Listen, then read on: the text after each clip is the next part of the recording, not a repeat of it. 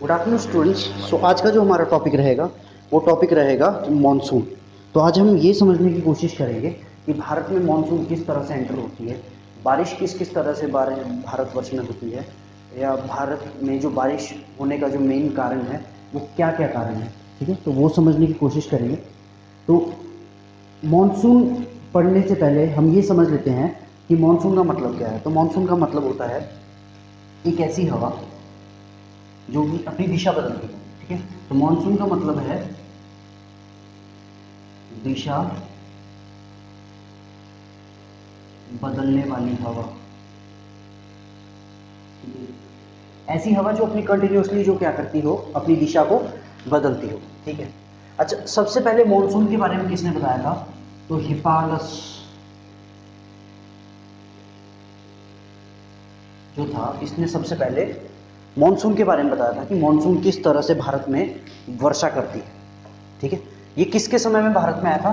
तो ये हर्षवर्धन के समय में भारत में आया था। हर्षवर्धन के समय में ये भारत में आया था। हिपालस ने, जो कि हर्षवर्धन के समय में भारत आया था, उसने बताया था कि मॉनसून किस तरह से भारत में एंटर करती है, बारिश करती है। ठीक है, और रिट्रीट किस तरह से वो करती है। रिट्रीट मतलब वापस किस तरह से जाती है। अच्छा, हिपालस ने तो बताया था, लेकिन अल मसूद अल मसूद जो था, उसने जो अल मसूद जो थे, उन्होंने वर्णन किया था पुस्तक में इसके बारे में, मॉनसून के बारे में। तो बेसिकली ये कुछ फैक्ट्स थे जो आपको पता होने चाहिए मॉनसून पढ़ने से पहले। मॉनसून क्या का मतलब क्या है? तो एक ऐसी हवा जो अपनी दिशा बदलती है, वो आप समझेंगे जब हम बात करेंगे कि किस तरह से मॉनसून अपनी दिशा को बदलती है। ठीक है, हिपालस ने सबसे पहले इसके बारे में बात की थी। हिपालस ने बताया था कि ये एक ऐसी हवा है जो क्या करती है, किस तरह से मॉनसून भारत में एंटर करता है। हर्षवर्धन के समय वो भारत में आया था। अल मसूद ने किताब में उसका वर्णन किया। तो आई थिंक ये चीज़ें आपको सभी को समझ आई हो। अच्छा, मॉनसून मतलब क्या है? मॉनसून बेसिकली बादल है। मॉनसून का मतलब है बादल। अगर मॉनसून के साथ बादल आते हैं तो बादल भी हमारे पास दो प्रकार के होते हैं। एक तो बिना वर्षा वाले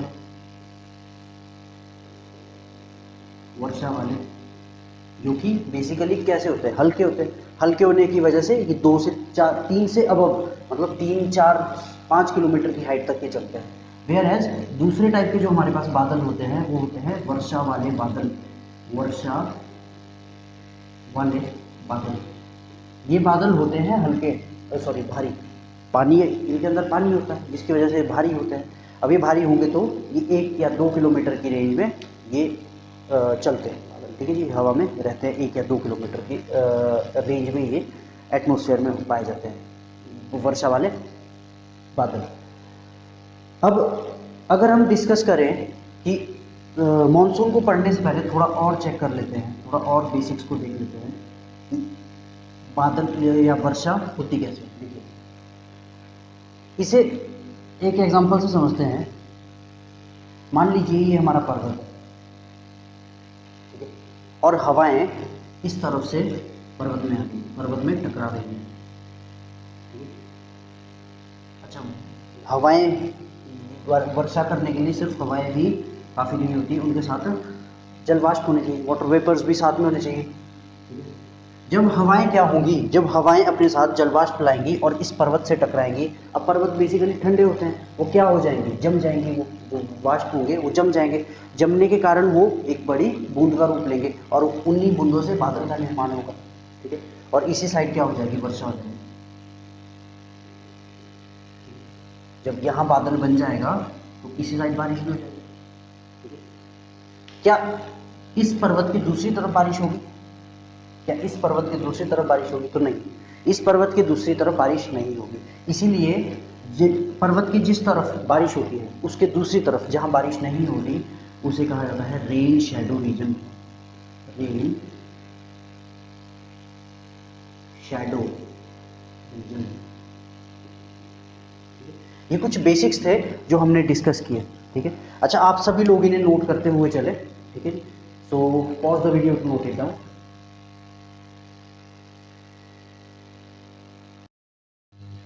मॉनसून में जो हमारा जो अगला जो पॉइंट है वो है फेरल का नियम। वो मॉनसून समझने के लिए आपको फेरल के नियम का भी पता होना चाहिए। फेरल का नियम क्या बोलता है, तो ये हमारे पास एक वर्ल्ड का मैप है जिसमें हम इसे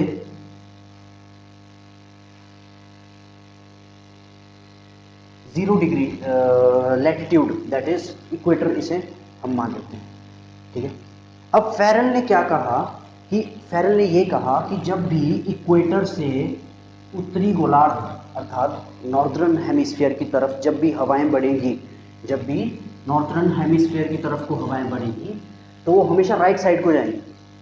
हवाएं कभी सीधी नहीं जाएंगी। हवाएं कैसे जाएंगी, इस तरह से टेढ़ी होकर जाएंगी, इस तरह से। जो उनकी जो मूवमेंट होगी वो टेढ़ी होगी, ठीक है जी, राइट साइड को मूव करेंगे, ठीक है जी। और वेयर एज जब नॉर्थ से, अच्छा इनकी मूवमेंट इनकी राइट साइड को मतलब इस तरह से परे थे, वेयर एज जब यही जो हवाएं हैं अगर वो उत्तरी गोलार्ध की तरफ को बढ़ रही है, वो उत्तरी गोलार्ध की तरफ को बढ़ रही है तो वो कहाँ की तरफ को मूव करेगी, तो वो अपने लेफ्ट की तरफ को मूव करेगी, ना कि सीधी चलेगी, ठीक है जी। सीधी नहीं चलेंगी तो वो कहाँ करेगी, अपने लेफ्ट की तरफ को मूव करेगी, ठीक है जी। तो ये फेरल का नियम बोलता है कि जो हमारे पास जो उत्तरी गोलार्ध की तरफ जब भी हवाएं जाएंगी तो वो अपनी राइट की तरफ को मूव करती हैं, और जो दूसरी जो हवाएं हैं जो कि अगर दक्षिणी गोलार्ध को जाएंगी तो वो अपने लेफ्ट की तरफ को मूव करेंगे, ठीक है। नीचे की तरफ को अगर हम अंडरस्टैंड करें तो हमारा जो लेफ्ट साइड आती है वो दूसरी तरफ को, ठीक है जी। तो ये भी एक इम्पॉर्टेंट जो हमारा था। अगर आपको मान लो बेसिकली याद ना रहे तो आप एस की शेप से भी अंडरस्टैंड कर सकते हैं, एस की शेप को देख के भी आप अंडरस्टैंड कर सकते हैं। ये राइट साइड आ जाएगी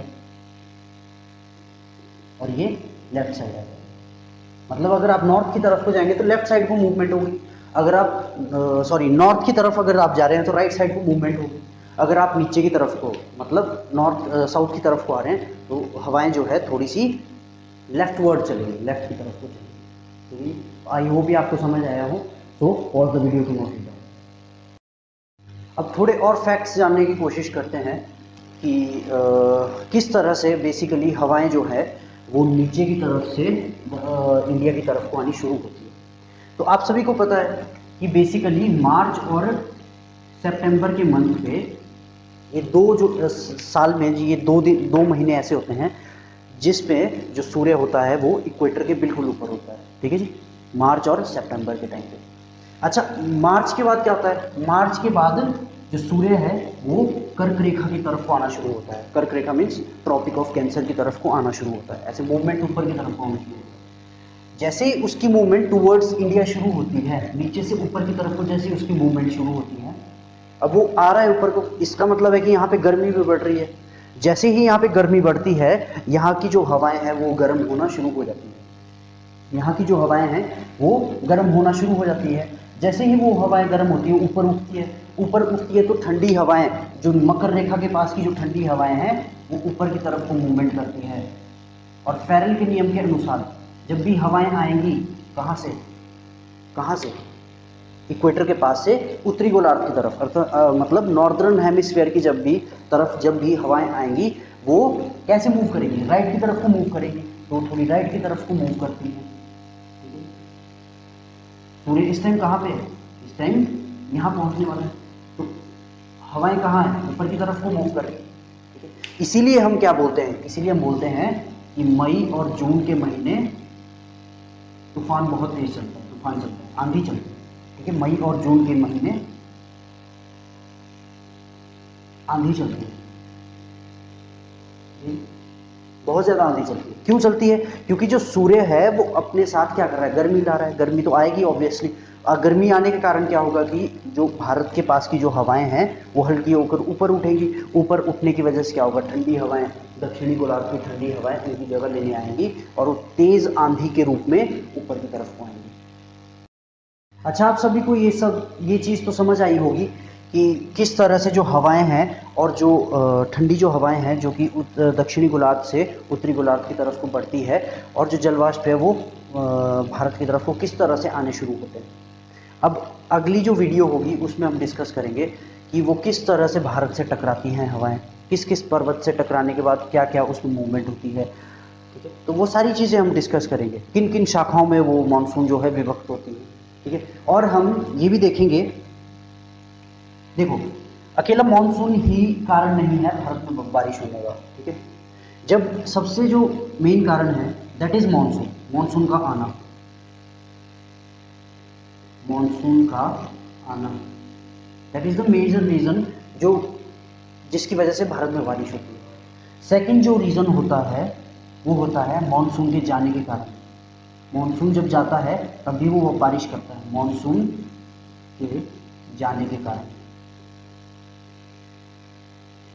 और एक तीसरा कारण है, तीसरा क्या कारण है, that is western disturbance, western disturbance.